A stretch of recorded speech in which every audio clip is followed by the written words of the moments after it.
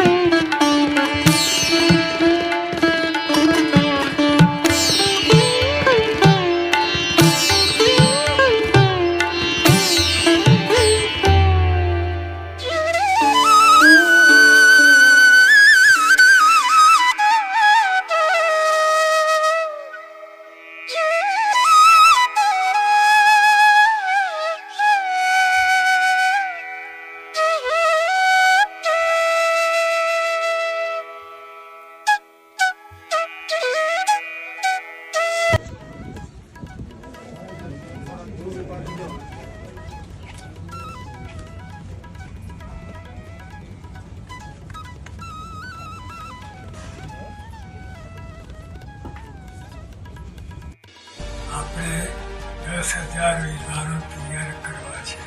ગયા વર્ષે ગોંડલમાં મહંત સ્વામી મહારાજ હતા અને એમણે સંસ્થાની બાળ પ્રવૃત્તિને આ એક નિશાન રોપી આપ્યું કે 2025ની દિવાળી આવે ત્યાં સુધી આપણી સંસ્થામાં 10,000 બાળ બાલિકાઓ સત્સંગ દીક્ષા ગ્રંથનો મુખપાઠ કરેલા આપણે તૈયાર કરવા છે. તો મહંત સ્વામી મહારાજે આ મુખપાઠનું આયોજન આપીને બાળકોના સર્વાંગી વિકાસનો એક મહાન યજ્ઞ આરંભ્યો છે અને કળિયુગમાં સતયુગનું વાતાવરણ સર્જી દીધું છે. શ્રીજી મહારાજ માટે આપણે સાંભળીએ છીએ કે કલી મેં સાચો સતયુગ આયો, સ્વામિનારાયણ દેવ પ્રગટ ભયે.